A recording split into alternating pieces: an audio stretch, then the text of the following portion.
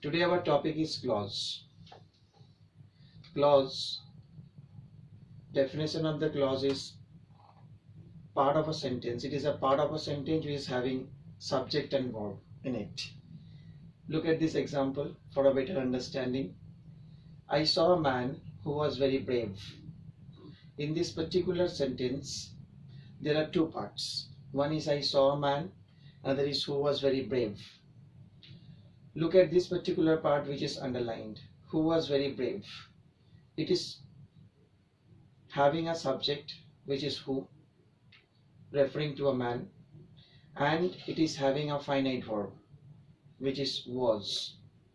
We know finite verb which can change its form according to the tense and subject. This particular part is an example of a clause. It is not exactly a complete sentence, this particular part, but it is a part of a sentence which itself is having a subject as well as a finite verb. Another definition of a clause is sometimes it is a complete sentence as well, which is an example of simple sentence. For example, look at this sentence. I saw the man. Here also I is present as a subject. Saw is an example of a verb, finite verb, and it is giving complete meaning. For this, it is an example of a complete sentence as well as it is an example of a clause. So clause, sometimes it will be a part of a sentence and sometimes it will be a complete sentence. Now if we come to the types of clauses, we'll find there are three types of clauses. One is the main clause, another name of the main clause is principal clause, another name of the main clause is independent clause. Why is it so?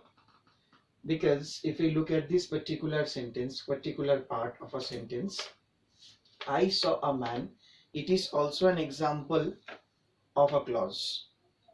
I is subject, saw is an example of finite verb.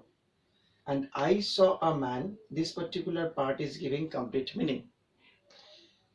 Because of this particular clause is known as principal clause or main clause or independent clause because it can give you the meaning complete sentence without taking the help of the other part. Whereas second part is subordinate or dependent clause, which is depending on the main clause. Who was very brave? It itself cannot give you a meaning of complete sentence. It is depending on the main clause. So main clause will not depend on the subordinate clause to complete the meaning, but subordinate clause will definitely be depending on the main clause for complete the meaning.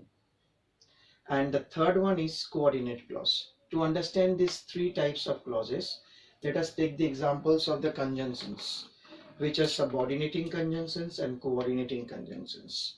Subordinating conjunctions are as, when, whenever, after, although, before, if, because, who, what, all WH words, who, what, how, why, whose, where, which, until, till, that, since, unless, while. These are all the examples of subordinating conjunctions. So whenever we'll find that a sentence is having this conjunction within it, then we can call that particular part is an example of a clause and is an example of a subordinating clause. For an example, look at this particular sentence. It is having who. Who is an example of subordinating conjunctions. So we can say this particular part is an example of subordinating clause because it is having subordinating conjunctions in it. Now some other types of clauses are there which use coordinating conjunctions. Coordinating conjunctions, to remember them better, we have a formula. We can remember it in this way: fanboys. What is fanboys? Fanboys is the abbreviation: F for, A for and, N for not, B for but, O for or, Y for yet, S for so. So whenever we'll find that the sentences are having these coordinating conjunctions, this will also be the examples of clauses, but not subordinating clauses, but coordinating clauses. So very simple, when the sentences are having subordinating conjunctions, these are subordinating clauses, and when the sentences are having coordinating conjunctions, these are called coordinating clauses. Now we know that there are three types of sentences. One is simple sentence, another is compound sentence, another is complex sentence. Very close link is there between this type of sentences and the clause, because this coordinating and subordinating clauses only will be defining the kinds of sentences. What are these? Now, when we will not have subordinating or coordinating conjunctions, only it will be having a main clause, nothing else. This will be an example of simple sentence. For example, look at this. I saw the man. Here you will not find any kind of subordinating conjunction or coordinating conjunctions. It means this is an example of simple sentence. Only one subject and one finite verb. Now the next one, whenever you will find the sentence is having subordinating conjunctions in it, it is an example of complex sentence.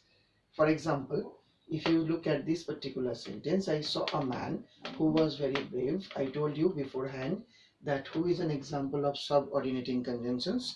It means this sentence is an example of complex sentence. And the last one, compound sentence, whenever you will find any of these 7 conjunctions are present in the sentence, that will be an example of compound sentence. For example, I know him and he knows me as well.